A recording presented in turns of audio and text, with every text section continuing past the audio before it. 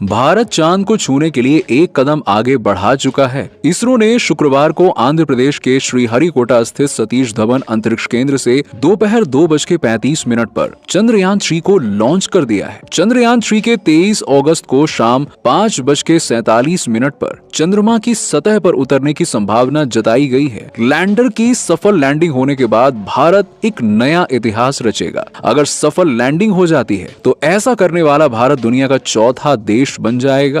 अब तक ये उपलब्धि सिर्फ अमेरिका और रूस और चीन के पास है। इसके साथ ही लैंडर की सफल लैंडिंग होने के बाद भारत दुनिया का पहला ऐसा देश होगा जो चांद के दक्षिणी ध्रुव पर लैंडिंग करेगा। सितंबर 2019 में इसरो ने चंद्रयान 2 को चांद के दक्षिणी ध्रुव पर उतारने की कोशिश की थी, लेकिन तब लैंडर की हार्ड लैंडिंग हो गई थी और पिछली गलतियों से सबक लेते हुए चंद्रयान 3 में कई बदलाव भी किए गए हैं। अब आपको बता दें कि चांद के दक्षिणी ध्रुव पर सिर्फ भारत ही नहीं बल्कि अमेरिका और चीन समेत दुनिया भर की नजरें हैं। चीन ने कुछ साल पहले दक्षिणी ध्रुव से कुछ दूरी पर लैंडर उतारा था। इतना ही नहीं, अमेरिका तो अगले साल दक्षिणी ध्रुव पर अंतरिक्ष यात्रियों को भेजने की तैयारी भी कर रहा है। लेकिन दोस्तों, क्या कभी आपने सोचा है कि आखिरकार ये भारत समेत सभी लोग चांद के दक्षिणी ध्रुव के पीछे इतना क्यों पड़े हुए हैं? जो सामने दिख रहा है उसको छोड़ के ये पीछे वाले एरिया में क्या रखा हुआ है? आखिरकार क्या है चांद के दक्षिणी ध्रुव के पीछे और क्यों हर कोई उसके रहस्य से पर्दा उठाना चाहता है? आपको बता दें कि ये बहुत ही दिलचस्प और खतरनाक जगह है, लेकिन उससे पहले हमें जानना होगा चांद के बारे में कि आखिरकार पृथ्वी के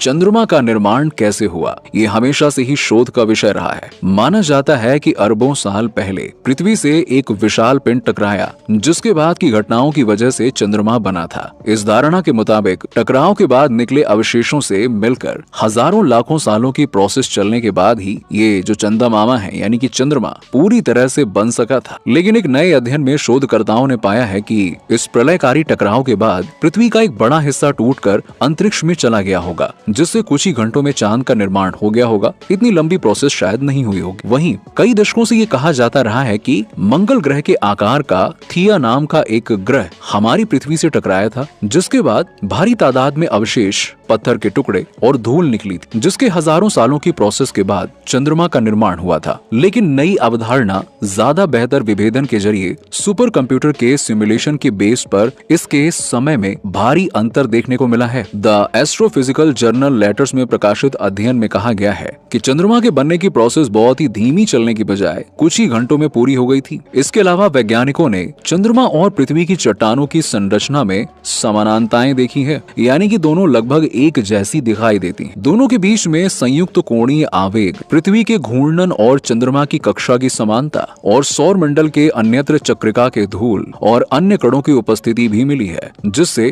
टकराव के संकेत मिलते हैं। लेकिन सवाल ये है कि पृथ्वी से किसी भी बड़े पिंड का टकराव आखिरकार ये कैसे हुआ था? ये अभी भी विवाद का विषय है। किगेरिस ने कहा है कि हमें केवल लगातार बढ़ते हुए विभेदन के साथ टेस्टिंग करते रहना होता है, जब तक हमें अलग अलग जवाब मिलना बंद न हो जाए। वैज्ञानिकों को चंद्रमा के निर्माण के पहले संकेत अपोलो 11 अभियान से वापस आए 21.6 किलोग्राम के चांद के पत्थर और धूल से हासिल हुए थे। चंद्रमा का ये नमूना 4.5 अरब साल पुराना था, जिसमें चंद्रमा के निर्माण की 15 करोड़ साल के अस्थिर समय का पता लगा था। अब कई सवालों में एक सवाल तो ये भी है कि थिया के अवशेषों से बनने के बाद चंद्रमा के अधिकांश हिस्से में पृथ्वी के हिस्से क्यों पाए जाते हैं? टकराव के बाद की अलग अलग स्थितियों की पड़ताल करने के लिए रिसर्चर्स ने विशाल मात्रा के पदार्थ पर लगने वाले गुरुत्व बल और हाइड्रोडायनेमिक बलों के जटिल प्रभावों को सिमुलेट किया। उन्होंने एक प्रोग्राम को पृथ्वी और थिया के सैकड़ों टकराव को बेहतर विभेदन के साथ सिमुलेट किया, जिसमें अलग कोण, घूर्णन और गति की विविधता पाई गई। और अगर हम बात करें हमेशा चांद का एक ही हिस्सा क्यों दिखाई देता है, तो आपको बता दें कि चांद के आगे और पीछे वाले हिस्से को लेकर भी लोगों के मन में कई सवाल हैं। चंद्रमा के पिछले हिस्से को, यानी कि जो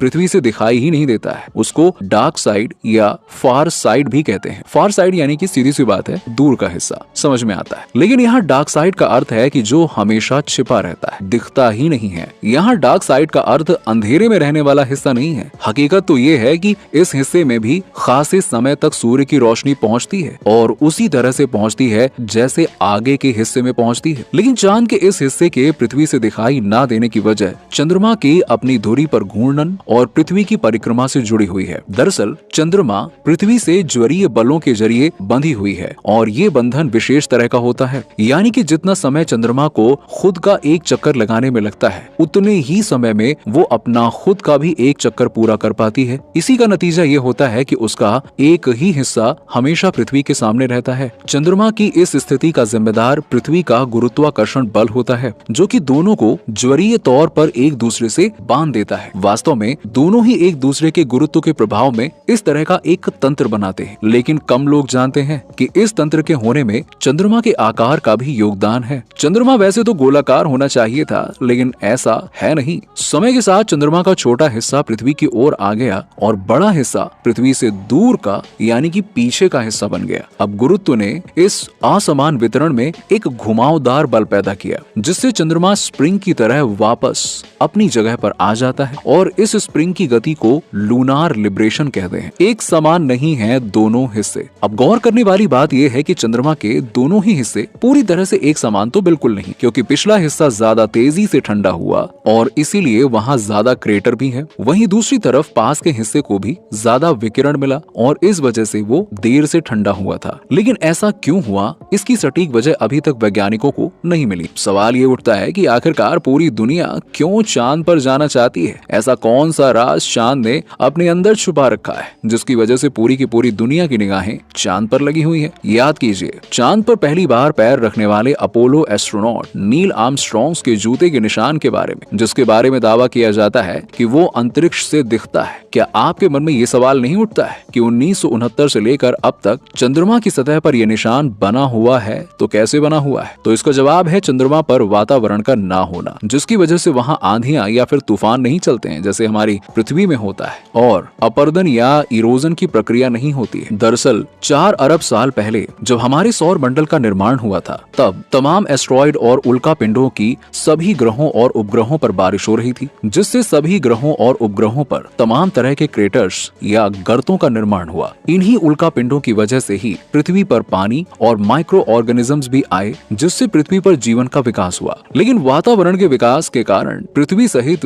अन्य भी तमाम ग्रहों पर अपरदन या इरोजन की प्रक्रिया होने लगी, जिससे समय के साथ तमाम भू आकृतियां बनती और मिटती रहीं। पर चंद्रमा पर तो वातावरण है ही नहीं, इसीलिए वहाँ की सतह पर वो सौर मंडल की शुरुआत के सारे प्रमाण ज्यों के त्यों मौजूद। और अगर हम चंद्रमा की सतह का अध्ययन कर पाते हैं तो सौर मंडल की उत्पत्ति के बारे में हम पता लगा सकते। कुछ एक्सपर्ट्स का ऐसा भी मानना है कि भविष्य में बेहतर तकनीक के विकास के जरिए वहाँ के खनिजों का उपयोग मनुष्य अपने लिए कर सकता है। दरअसल चंद्रमा पर हीलियम 3 काफी ज्यादा मात्रा में है, जो कि पृथ्वी पर बहुत कम मात्रा में पाया जाता है। अगर हम इसे पृथ्वी पर ला पाते हैं तो फ्यूजन की प्रक्रिया के जरिए इससे काफी ज्यादा ऊर्जा पैदा की जा सकती है और ये काफी बेहतरीन ग्रीन एनर्जी का स्रोत बन सकता है। तो दोस्तों, ये थी वो जगह जहां चंद्रयान 3 अपनी सॉफ्ट लैंडिंग करेगा। और अगर आपको भी साउथ पोल के बारे में पता था तो हमें कमेंट सेक्शन में कमेंट करके जरूर बताइएगा। और साथ ही इसी तरह के इंटरेस्टिंग वीडियोस के लिए हमारे चैनल को सब्सक्राइब करना बिल्कुल ना भूलें। मिलते हैं आपसे अगले वीडियो में।